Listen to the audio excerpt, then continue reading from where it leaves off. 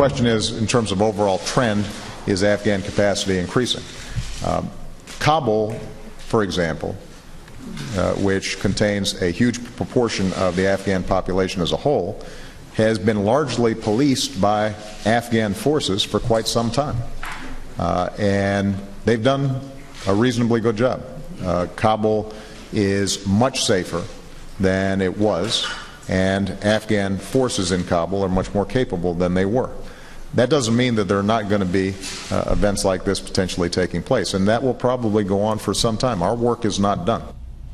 A lot of foreign policy discussion today in the president's press conference. Afghanistan, also Libya. Before the break, we asked you, how do you think the conflict in Libya is going to end? Here are the results. 51% of you think that Muammar al-Gaddafi will hold on to power. That's a majority. 12% believe he will relinquish power, and 37% say Gaddafi will be killed. Charles, what do you think of those numbers? Well, I think it's a reasonably accurate perception of what's happening here.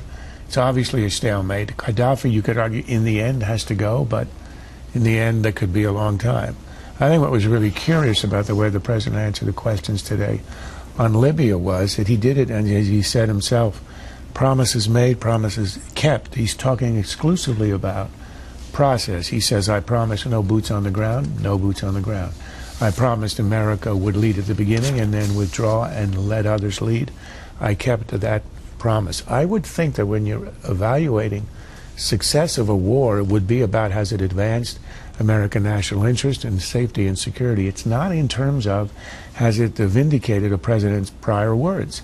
It's a very odd standard. Obama has done it on Afghanistan as well. In the speech he gave, he said, you know, I promised as a candidate I would turn our resources into Afghanistan. I've done that.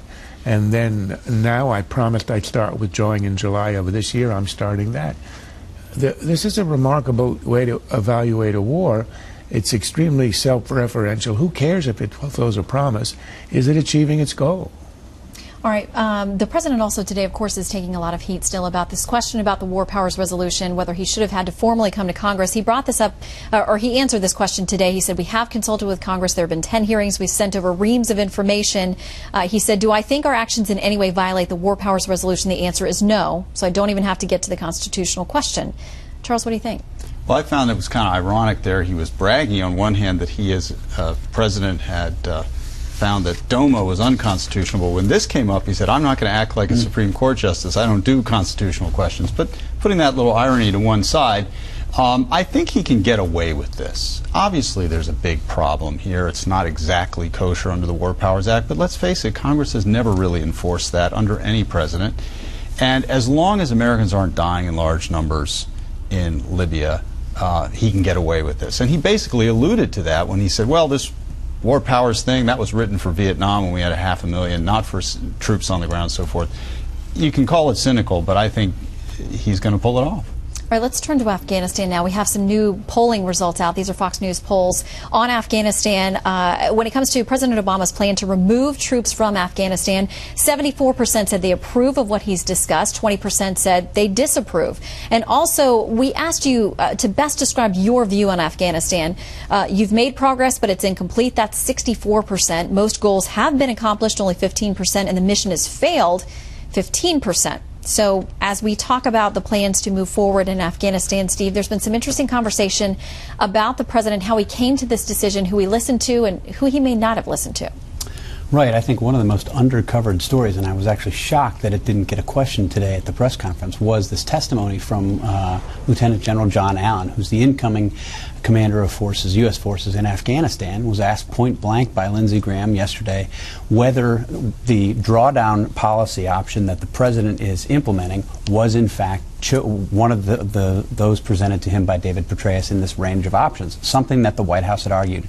And General Allen said, without qualification, it was not. The White House has made an argument for a week that the reason that the president is doing what he's doing is because this was one of the options that David Petraeus gave him. It apparently was not one of the options that David Petraeus gave him. Now, the president's well within his rights as commander-in-chief to ignore the advice that he gets from the military leaders. But it seems to me that the White House should at least be honest about whether it was, in fact, one of the range of options that he was provided. And it sounds like if General Allen, in his sworn testimony, is to be believed, the president rejected all of that advice and pretended that he didn't. And Charles, it sounds like on a lot of big topics, this president has become very autonomous on making decisions. Well, he is. I mean, at the beginning of his term, he deferred everything. He gave Congress the right to write Obamacare and to do the stimulus, to put all the pork and wanted into that. But now he's in campaign mode. He's not governing anymore. That was a year and a half of governing, and now it's entirely about re-election. He knows that the Republicans have the House.